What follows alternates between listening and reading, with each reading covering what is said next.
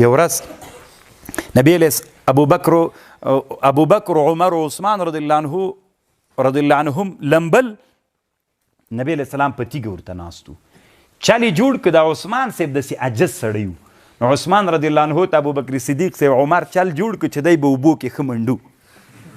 نو چې پسې رامنډه یې کړله ده هغه ته رامنډه کړله. رسول علیه السلام هلته په تیږه سیل ته ورته ناست و هغه ته یې رامنډه کړه. نبی علیه السلام ورته ویلې چا چې ما نه امن غوښت ما هغوی ته امن ورکړ.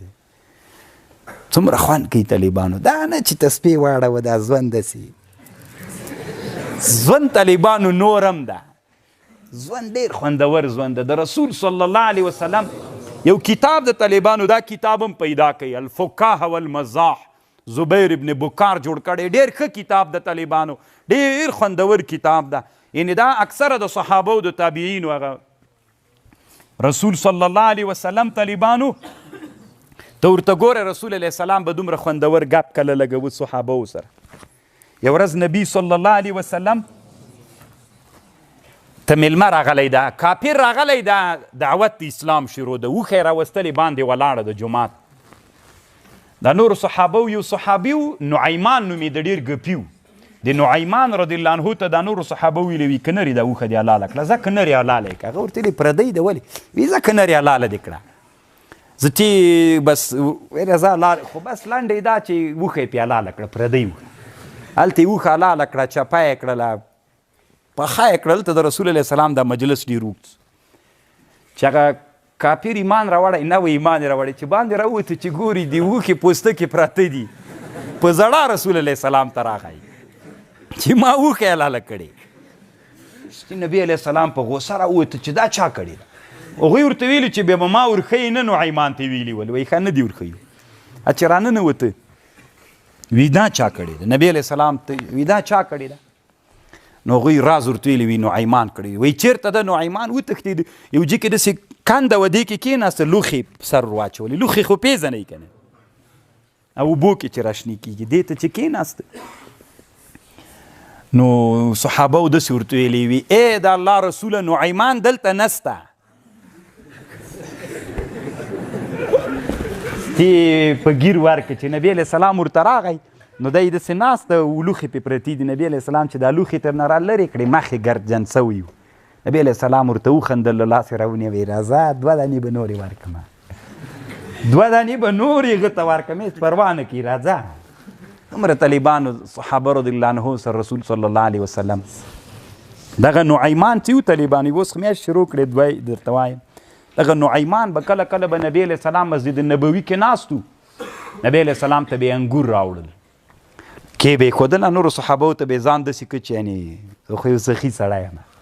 هغه چې نبی علیه السلام وخوړل بله ورځ ته به چې نبی علیه السلام جومات کې ناست و دروازې ته به راودرېدی وایي السلام علیک یا رسول الله.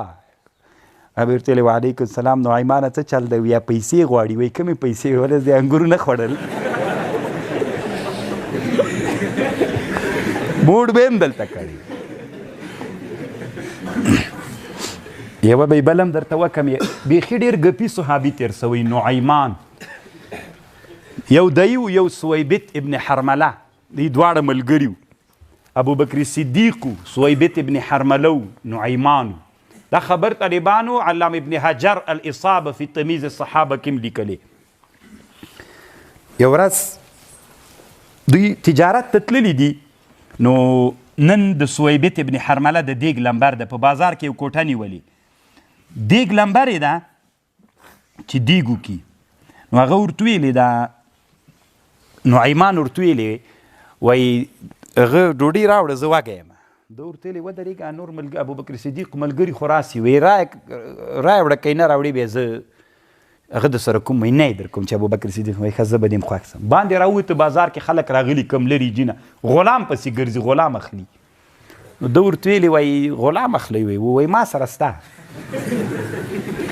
خو که ای اخلی تیار به سره جوړ سو هغه ده ګرځي را ګرځي هغه فکر نه ده هغه غلام ده خو یو عادت لري په 8 اوښانو یې ورسره خرڅ کړه. ستې ورته ویلې چې یو کار لري چې کله یې پړی پکې واچي چې بیا سړي ته وایي چې زه غلام نه یم. نو که ای خلی دغه ده چې بیا داسې نه وي ما ترې راوتوروئ بیا به یې هغه کوئ. نه هغې ورته ویلې بس ته تر خلاص یې ستي اته اوښانې ده ترې واخیستلې دوکان یې چې نیولي و هغه ته راغی ورته ویلي دا ده هغې چې راوځه وایي څه شته وایي په موږ یې خرڅ کړی ته سړیه زه صحابي یم وایي دا خبرې موږ نه منو راوځه پړی چې پکې واچو چې په بازار کې خرڅېلې خو نه ابوبکر صدیق صاحب راغی نو هغه ورته خندل زوی مو مړ څه دا صحابي ده څه کوئ تاسې د طالبان داسې دا ژوند داسې ژوند هم تېر سوی دا کتاب پیدا کوي الفقهاء والمزاح او دا عالم ډېر مخکینی تېر سوی تقریبا 1000 کاله نه مخکې تېر سوی دا چا چې جوړ کړی زبیر ابن بکار